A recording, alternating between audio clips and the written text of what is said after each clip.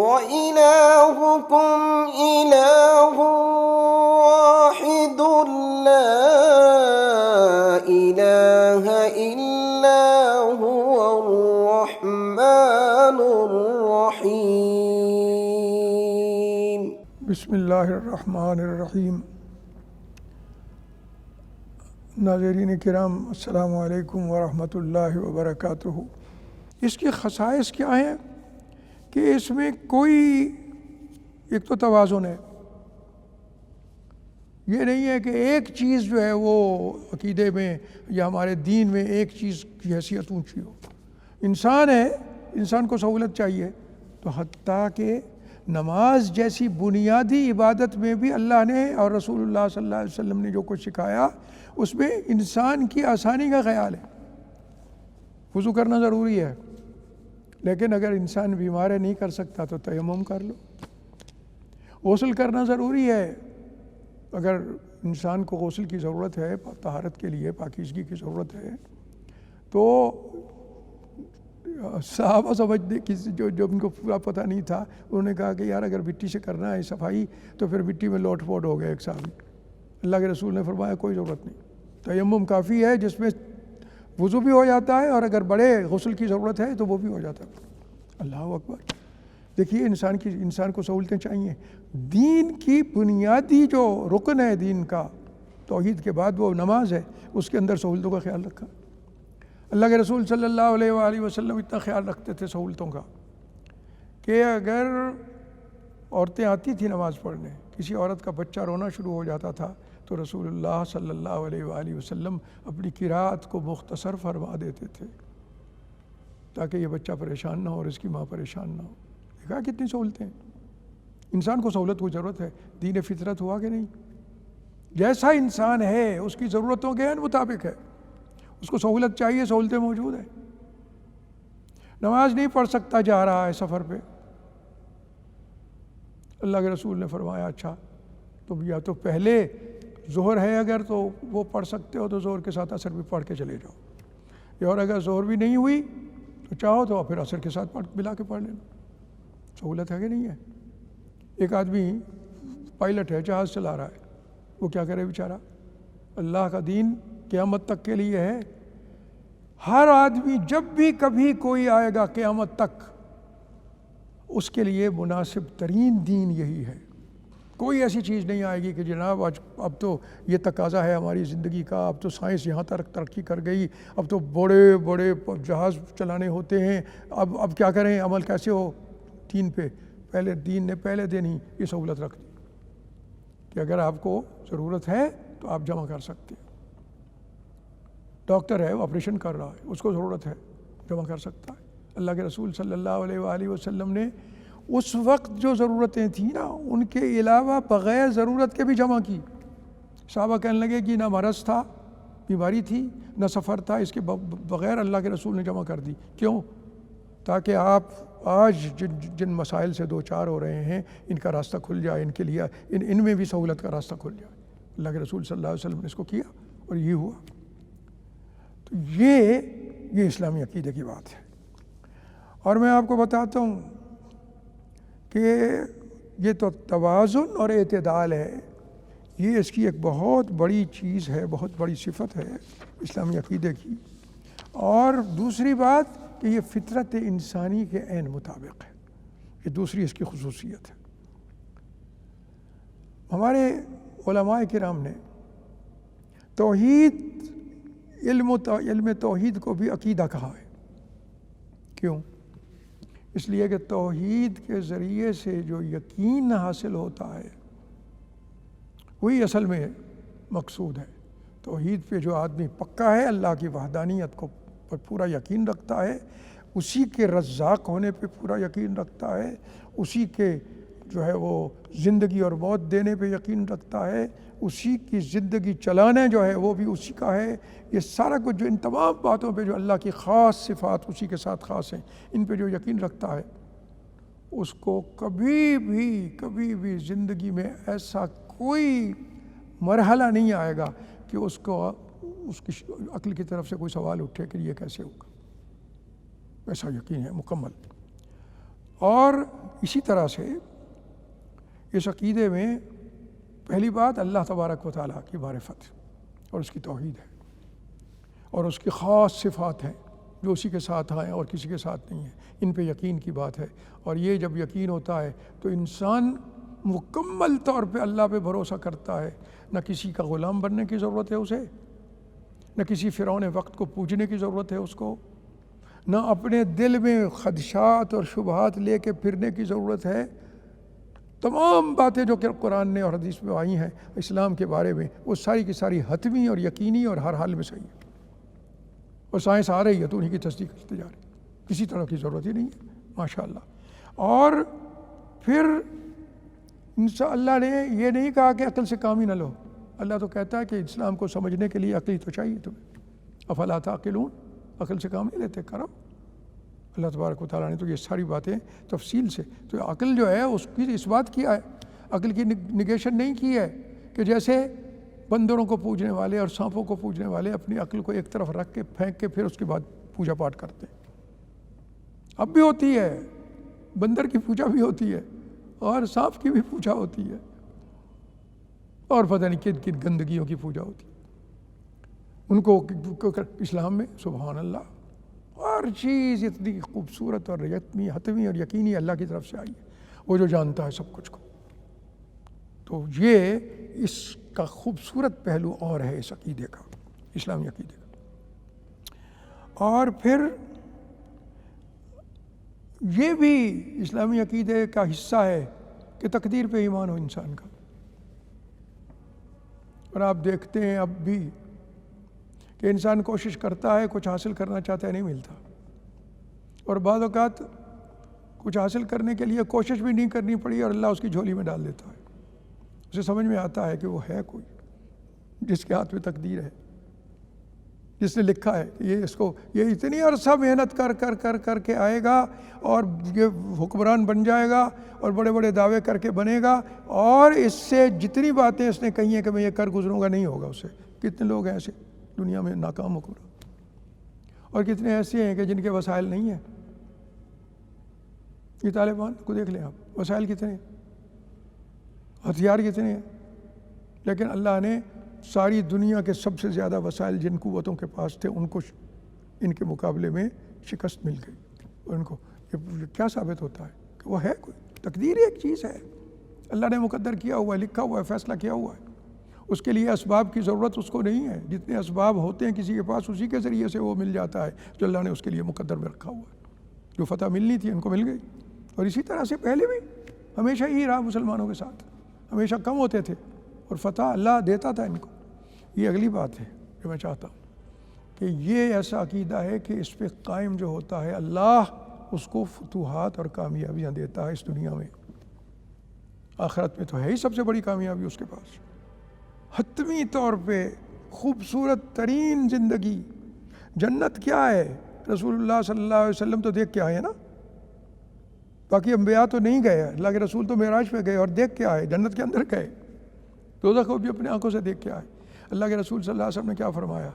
فرمایا کہ اگر یہ جو تمہارے ہاتھ میں ایک چابک ہوتا ہے نا اونٹ کو ہانکنے کے لیے، اتنے برابر جگہ مل جائے نا جنت میں، تو دنیا و ما فیہا، جو کچھ یہاں ہے سب سے وہ بہتر ہے اتنا ایسی شے۔ تو یہ سب کچھ اللہ نے تو بنا، لیکن یہاں بھی دیکھیے ان کو سہولتیں مل جاتی ہیں جن کے پاس اسباب نہیں ہوتے، اور جن کے پاس اسباب بھرے ہوتے ہیں وہ اپنی مقاصد میں کامیاب نہیں ہو پاتے، ان کو وہ سہولتیں نہیں ملتی، ان سے محروم رہ جاتے۔ ڈاکٹرز سارے اسباب موجود ہیں، نہیں بیماری صحیح ہوتی۔ کتنے لوگ ہیں جو بیچارے کووڈ-19 سے شکار ہو کے مر گئے ہیں ڈاکٹروں میں سے، اور کتنے ایسے لوگ ہیں کہ جنہوں نے کچھ بھی نہیں کیا، اللہ پہ بھروسہ ہے، بس مسجد میں بھی جاتے ہیں اور کچھ بھی نہیں ہوا۔ یہ تقدیر ہے، یہ بھی ہے اس میں اللہ تبارک و تعالیٰ کی، اور روز ہماری زندگی کے واقعات اس کی شہادت دے رہے ہیں۔ اسی طرح سے جتنے بھی بنیادی اصول ہیں نا دین کے، یہ بھی اسی کا علم عقیدہ کا موضوع ہے، بنیادی اصول سارے۔ اور علم عقیدہ اور علم توحید میں فرق یہ ہے کہ توحید میں اللہ تبارک و تعالیٰ کی ذات ہے جس کی معرفت حاصل کرنی ہے اور جس کے پر یقین کامل رکھنا ہے، اور عقیدہ میں ان لوگوں کے جوابات بھی ہیں جو توحید پہ اور اسلام پہ اعتراض کرتے ہیں، عقیدہ ذرا ایک نسبتاً وسیع ہے، کیونکہ ان کے اعتراضات بھی علم عقیدہ کا اعتراضات کے جواب بھی کہ جو نہ سمجھتے ہوئے شیطان کے کہنے پہ حقیقت حقائق پہ اور اسلام پہ اعتراض کرتے ہیں اور غلط ہوتے ہیں اعتراض، ان کے جواب بھی موجود ہیں عقیدہ، علم عقیدہ میں یہ چیز بھی موجود ہے۔ اسلامی عقیدہ یہ ایسی چیز ہے کہ اللہ تبارک و تعالیٰ نے جب دیا ہے تو اس کے بعد نہ ضرورت ہے پریشانی کی۔ جس کو یقین ہے اللہ کی ان تمام باتوں پہ، اس کو اگر کوئی چیز دنیا کی نہیں بھی ملتی تو وہ سمجھتا ہے کہ ان مع العسر یسرا، اللہ نے تمہیں پہلے بتا دیا کہ آسانیاں بھی ہوتی ہیں ساتھ ساتھ اور مشکلات بھی ہوتی ہیں، اور مشکلات کے ساتھ آسانی بھی مل جاتی ہے اور ملتی ہے پھر اس کو، ان مع العسر یسرا، پھر اس کو ملتی ہے۔ اور جس کو یقین کامل ہے وہ اطمینان قلب میں رہتا ہے ہمیشہ، ملی ہے کوئی چیز تو اللہ کا شکر ادا کرتا ہے، اور نہیں ملی تو کہتا ہے اللہ اس پہ اجر دے گا، مجھے اس پہ انعام ملے گا، جو تکلیف میں اٹھاؤں گا۔ اللہ کے رسول صلی اللہ علیہ وسلم نے یہی تو سکھایا، فرمایا کہ مومن جو ہے وہ ہر حالت میں خوش قسمت ہے، اگر اس کو نعمت ملتی ہے تو شکر ادا کرتا ہے، اللہ کو اللہ اسے پسند کرتا ہے اس کے شکر کو، اور کچھ نہیں ملتا تو صبر کرتا ہے، اللہ کو اس پہ پیار آتا ہے۔ تو یہ جو عقیدہ اسلامی ہے یہ ان تمام صفات سے متصف ہے کہ اس کا موضوع بھی عالی شان ہے، اللہ کی ذات اور اس کی وحدانیت۔ اس کے اندر جو کچھ بتایا گیا ہے وہ ایسا ہے کہ اس کو اگر اس پہ جم جائے انسان تو دنیا میں بھی اس کو کامیابیاں ہی کامیابیاں ہیں اور آخرت میں بھی کامیابیاں ہی کامیابیاں ہیں۔ اور ایک بات میں اور عرض کر دوں کہ دیکھیے اسلامی عقیدہ صرف یہ نہیں ہے کہ اس کا موضوع معرفت الہی ہے یا توحید ہے، بلکہ اس میں انبیاء اور رسول اور خصوصاً نبی آخر الزمان محمد الرسول اللہ صلی اللہ علیہ وآلہ وسلم پہ ایمان اس کا حصہ ہے۔ اور اس ایمان کا مطلب پتہ کیا ہے؟ صرف یہ نہیں ہے کہ رسول اللہ صلی اللہ علیہ وسلم کو اللہ نے مبعوث فرمایا اور وہی قرآن لے کے آئے، جس کو اب اللہ کے رسول نے کہہ دیا یہ قرآن ہے وہی ہم نے مانا کہ قرآن ہے۔ اللہ کہ ہمیں کیا پتہ، اللہ کے رسول کی زبان سے ادا ہو رہا ہے، جہاں کہا کہ نہیں یہ میری بات ہے وہاں میری بات ہے، ان کی آپ کی بات ہے اور وہ اسی قرآن کی وضاحت ہے۔ تو رسول اللہ صلی اللہ علیہ وسلم ہمارے اس عقیدے کی بنیادی حصے میں رسول اللہ پہ ایمان ہے، اور اس ایمان کا مطلب کیا ہے کہ نہ صرف یہ کہ آپ اللہ کی وحی لے کے آئے ہیں، بلکہ یہ کہ جو کچھ آپ نے کرنا ہے انسان نے وہ کر کے دکھا دیا ہے، دین پہ عمل کرنے کا سارا طریقہ بتا دیا ہے۔ نماز صرف یہ نہیں ہے کہ جی فلاں وقت ہو تو تم رکوع کر لو سجود کر لو وغیرہ وغیرہ، نہیں، بلکہ اللہ کے رسول نے پڑھ کے دکھا دیا۔ تو یہ بنیاد ہے، کتنا بڑی سہولت ہے، کتنا بڑی رحمت ہے اللہ کی کہ ایک خوبصورت ترین نمونہ ہمارے سامنے ہے۔ اور یہ بھی بڑی رحمت ہے کہ اللہ کے رسول صلی اللہ علیہ وسلم تشریف لے گئے اپنے رب کے پاس، لیکن جنہوں نے آپ کو دیکھا تھا اتنی وضاحت سے ایک ایک چیز محفوظ کر کے ہم تک پہنچائی کہ اب آج بھی اللہ کے رسول صلی اللہ علیہ وسلم نے جس طرح نماز پڑھی، جو چاہے اللہ کے رسول کے صحابہ کا بیان سامنے رکھ لے، بیانی اسی طرح پڑھ لے۔ یہ اللہ کے رسول صلی اللہ علیہ وسلم کا حق ہے کہ ہم آپ کی اتباع کریں، آپ کی پیروی کریں، آپ کے اسوہ حسنہ کو اپنائیں، اسی طرح دین پہ عمل کریں جیسے اللہ کے رسول صلی اللہ علیہ وسلم نے عمل کیا ہے۔ اور پھر یہ حق ہے کہ اللہ کے رسول صلی اللہ علیہ وسلم کی حرمت، آپ کی عزت، آپ خاتم الانبیاء ہیں، ان تمام چیزوں پہ ہم جمے رہیں، اور اس کی مخالفت کی بات اگر کہیں سے آتی ہے تو ہم اس کو ایک پر ایکا کی حیثیت بھی نہ دیں، اس مخالفت کو کوئی حیثیت ہی نہ اس کو دی جائے۔ اور رسول اللہ صلی اللہ علیہ وسلم کے حقوق میں سے یہ بھی حق ہے کہ جب آپ کا اسم گرامی آئے، یہ ہمارے سب عقیدے کا حصہ ہے سب، جب آپ کا اسم گرامی آئے تو ہم ساتھ ہی آپ کو سب سے بڑا اپنا محسن، اللہ کے نے جن کو بھیجا ہے رحمت بنا کے، اپنا محسن جو ہے اللہ کی مخلوق میں سے محسن اعظم سمجھ کے آپ کے حق میں ہم صلات کہیں۔ بلکہ اللہ تبارک و تعالیٰ تو یہاں تک فرماتا ہے کہ ان اللہ و ملائکتہ یصلون علی النبی، خود اللہ اور اس کے فرشتے نبی اکرم صلی اللہ علیہ وسلم پر صلات بھیجتے ہیں، یا ایھا الذین آمنوا صلوا علیہ وسلموا تسلیما، تم بھی صلات بھیجو اور تسلیم سلام بھیجو آپ پہ۔ تو یہ آپ کے حقوق جو ہیں آپ کے حقوق میں یہ بات بھی ہے، آپ کے حقوق میں آپ کی مکمل پیروی بھی ہے، آپ کے حقوق میں آپ کے اسوہ حسنہ کو اپنانا بھی ہے، آپ کے حقوق میں آپ اور آپ کے خاندان کا احترام بھی ہے، آپ کے آل کا احترام بھی ہے، آپ کے ساتھیوں کا احترام بھی ہے۔ رسول اللہ صلی اللہ علیہ وآلہ وسلم نے کہا وضاحت کے ساتھ کہ یہ میرے ساتھی ہیں، اور میرے ساتھیوں کے معاملے اللہ اللہ فی اصحابی، میرے ساتھیوں کے معاملے میں اللہ سے ڈرو، جنہوں نے میرا ساتھ دیا اور میرے ساتھ جد و جہد میں شریک ہوئے اور میرا نمونہ عمل اپنایا اور دنیا میں آگے پہنچانے کے لیے بیان بھی کیا، تو ان کا بھی احترام کرنا ہے، یہ بھی ہمارے عقائد کے حصہ ہے، اور ان کے خلاف کوئی بات نہیں سننی ہے، یہ بھی عقیدے کا حصہ ہے۔ وہ بھی ساتھی سارے جنہوں نے اس کو آگے تک پہنچانے میں بنیادی کردار ادا کیا ہے، یہ بھی ہمارے عقیدے، ان کا بھی احترام ضروری ہے۔ اور اللہ کے رسول صلی اللہ علیہ وسلم نے اپنی آل کے بارے میں تو یہاں تک فرما دیا۔ دیکھیے دو باتیں، ایک جگہ تو یہ کہا کہ ترکت فیکم امرین، میں نے دو چیزیں چھوڑی ہیں تم میں، کتاب اللہ و سنتی، میری اللہ کی کتاب اور میرا طریقہ، اسی کتاب پہ عمل کر کے دکھانا۔ جو ان پہ جس نے ان کو قابو رکھا اس کے لیے جنت ہو گئی اور وہ ہدایت پہ رہا۔ اور ایک جگہ یہ بھی ہے کہ میں نے دو چیزیں چھوڑی ہیں، کتاب اللہ و اطرتی، اپنی اولاد، حضرت فاطمہ ہیں، حضرت حسن ہیں، حضرت حسین ہیں، میں نے اطرت چھوڑی ہے اپنی، اور جو ان کو جس نے قابو رکھا وہ گمراہ نہیں ہوا۔ تو تمام باقی معاملات میں حضرت حسن اور حسین بھی وہی کچھ کہتے ہیں، حضرت فاطمہ بھی وہی کہتی ہے جو قرآن میں اور جو اللہ کے رسول کے صحابہ نے بیان کیا ہے، اللہ کے رسول نے یہ کیا، سب یہی کہتے ہیں۔ کچھ معاملات ایسے ہیں، کچھ معاملات ایسے ہیں کہ جن میں تفرد ہے اطرت میں، رسول اللہ صلی اللہ علیہ وسلم کی آل نے، حضرت حسن اور حسین نے دوسروں سے ایک الگ راستہ اختیار کیا ہے عام لوگوں سے، تو ان میں ہمیں کیا کرنا ہے، ان معاملات میں ہمیں اطرت کے پیچھے چلنا ہے، آل رسول کے پیچھے چلنا ہے۔ جیسے حضرت حسن نے کیا کہ بہت سخت انتشار تھا اور لڑائی تھی اور جھگڑا تھا، حضرت حسن نے، خلیفہ راشد تھے آپ حضرت حسن رضی اللہ تعالیٰ عنہ، بلکہ جو حدیث میں آتا ہے کہ اتنے سال ہے خلافت راشدہ، حضرت حسن کی 5 مہینے شامل کر کے وہ بنتے۔ رسول اللہ صلی اللہ علیہ وسلم کی امت میں انتشار تھا، حضرت حسن نے اپنی اس حکمرانی کو ختم کر دیا اور حضرت معاویہ رضی اللہ تعالیٰ عنہ کو امیر المومنین بنا دیا۔ یہ وہ کام ہے کہ جس کی پیروی کرنی ہے ہمیں آل رسول کی۔ حضرت معاویہ نے جو الگ سلسلہ قائم کیا تھا اس کی پیروی نہیں کرنی، آل رسول کی کرنی ہے۔ اسی طرح حضرت حسین نے کہ حکمرانی شورا کے ذریعے ہونی تھی،